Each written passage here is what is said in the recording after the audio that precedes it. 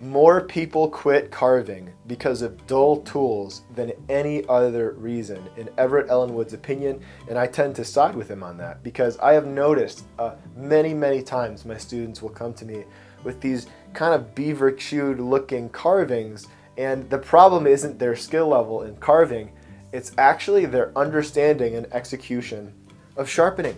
So learning to sharpen is it's a key element of carving as much as the actual form or art form itself. And so in this video, we're going to talk about two aspects of carving, or sharpening rather. The first, honing. This is your first line of defense against a dull tool. Everyone needs to hone their tools as frequently as once every other carving. Right? It's important to be honing your tools fairly often. If this doesn't work, we go to stage 2, and this is where we pull out the big guns. This is where we start to use sandpaper to fix any damaged edge. Right? This is going to be a cheap, utilitarian way of repairing and sharpening your tools. Nothing complicated. Complicated would not be helpful because most of us who have knives don't have fancy sharpeners. I don't even have a fancy knife sharpener that works right now. So it's important to know the basic skills without very many tools. Starting with honing.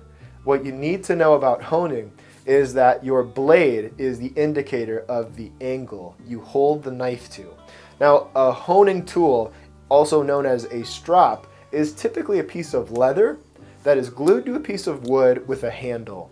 And this handle and piece of wood are the holding, or the kind of like the absorbing part of what's called honing compound. Honing compound or polishing compound, a paste that is a abrasive compound suspended in wax. And you rub this compound on the surface of your leather strop, and that allows you to hone. The grit in that wax will pull material away and polish your edge and give you an unbelievably sharp edge. You need to have a strop. You need to have honing compound. I recommend green honing compound, and that's the stuff that I would suggest you use if you're in the world of starting out. If you're the beginner world of carving, definitely get green compound. It's that middle road. It cuts quickly, but not too quickly, and it leaves a nice polish. So the trick when it comes to sharpening or honing is to keep the blade parallel, the cutting edge, right? This is the widest plane of your carving knife, perfectly parallel. Notice as I'm pulling the tool back, my finger is pressed on the blade as I'm applying even pressure and pulling back on the strop, only pulling away from the direction of the sharp edge, never moving the blade into the leather. That will cut it and render the strop ruined. So pull away from the blade's edge, keeping light pressure on the blade with your finger, or just trying to keep it as flat as possible to the main grind or bevel that leads up to the sharp edge of your tool. Now when you're done with this, and you've passed maybe 5 or 6 times per side of the knife, if your tool still isn't sharp, you can very briefly increase the angle of your tool. This is controversial, and do 1 or 2 passes as a 45 degree, a little less than maybe like a 40 degree angle. Just light passes to create what's called a micro bevel. This is a tiny little edge that can help improve the durability of your chisel. This is not a must, but it's some preference of some carvers. Again, if this doesn't work, what that means is you need to go to sandpaper, you need to go to something more aggressive. Now, to start, if your tool has been honed and it's still dull, you might want to go with something, if there isn't an obvious imperfection, you might want to go with something that's a little bit less aggressive. I would go with a really good quality 3M purple 220 grit sandpaper to start. It's not very aggressive, but it will remove a little bit of material to help get that edge in shape. If there is an obvious dent or damage to the blade, you're going to need to go with something more aggressive, like say 100 grit. This is going to remove more material.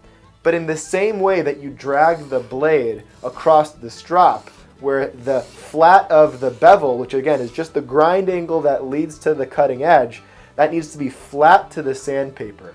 Make sure and tape the sandpaper down to a hard surface like a piece of iron or glass or the smoothest, hardest table that you have, Formica, something like that, so that it doesn't give and ruin the edge of your blade. Anyway, tape that down to your surface, and again, drag the blade so it's parallel to the sandpaper.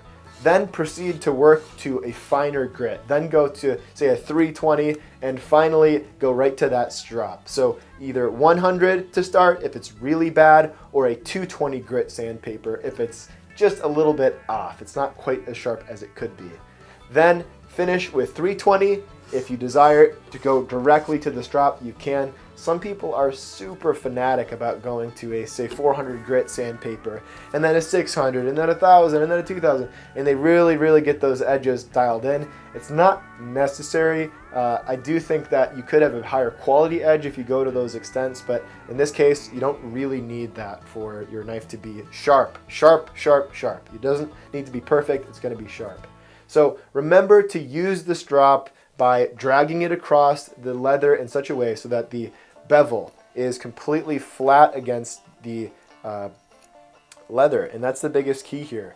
And drag it across, flip the blade, go the other direction, rinse and repeat 5-6 times, or until your edge feels nice and sharp. Worst case scenario, of course, you can go to the sandpaper, but most of the time, 90% of the time, if you're doing the honing often enough, every carving, you're not going to have a problem with a dull tool, and you won't need to bring it to sandpaper.